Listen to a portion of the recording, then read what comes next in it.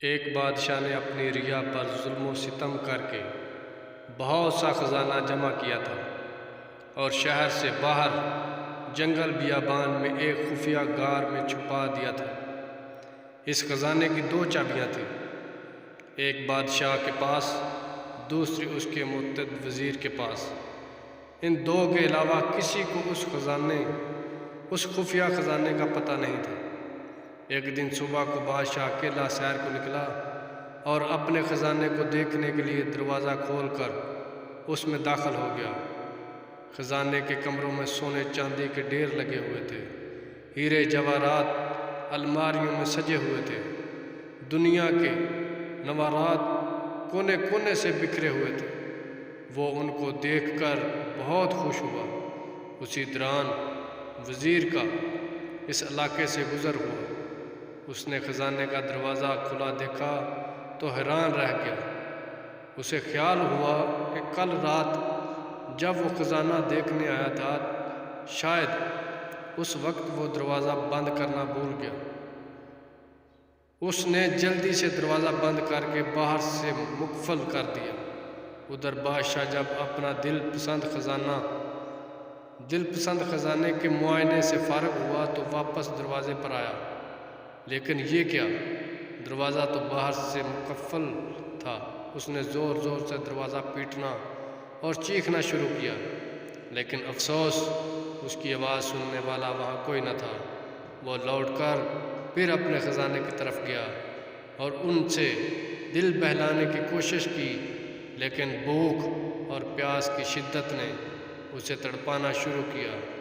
وہ پھر بھاگ کر دروازے کی طرف آیا، لیکن وہ بدستور بند تھا۔ وہ زور سے چیخا چلایا، لیکن وہاں اس کی فریاد سننے والا کوئی نہ تھا۔ وہ نڈال ہو کر دروازے کے پاس گر گیا۔ جب بھوک پیاس سے وہ بری طرح تڑپنے لگا تو رینگتا ہوا ہیروں کی تجوری تک گیا۔ اس نے اسے کھول کر بڑے بڑے ہیرے دیکھے جن کی قیمت لاکھوں میں تھی۔ اس نے بڑے خوشامدانہ انداز میں کہا، اے لاکھ پتی ہیرو، مجھے ایک وقت کا کھانا دے دو۔ اسے ایسا لگا جیسے ہیرے زور زور سے کہے لگا رہے ہوں۔ اس نے ان ہیروں کو دیوار پر دے مارا۔ پھر وہ گھسیٹتا ہوا موتیوں کے پاس گیا اور ان سے بھیک مانگنے لگا، اے آبدار موتیوں، مجھے ایک گلاس پانی دے دو۔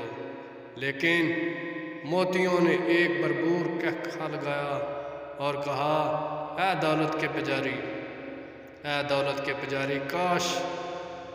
کاش تو نے دولت کی حقیقت سمجھ لی ہوتی۔ تیری ساری عمر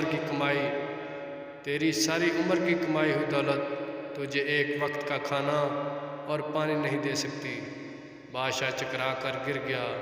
جب اسے ہوش آیا تو اس نے سارے ہیرے اور موتی بکھیر کر دیوار کے پاس اپنا بستر بنایا اور اس پر لیٹ گیا۔ وہ دنیا کو ایک پیغام دینا چاہتا تھا، لیکن اس کے پاس کاغذ اور قلم نہیں تھا۔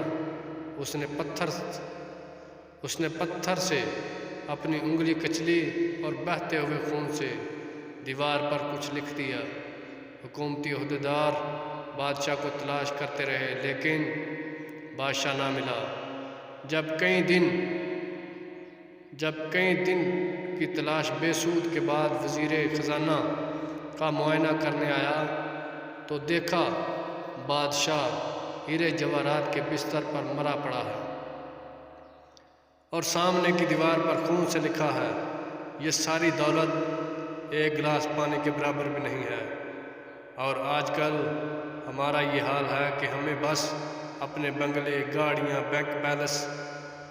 بینک بیلنس ہی سب رشتوں سے عزیز ہے۔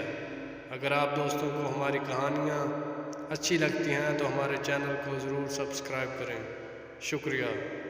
مزید ایسی ویڈیو کو دیکھنے کے لیے ہمارے چینل کا وزٹ کریں۔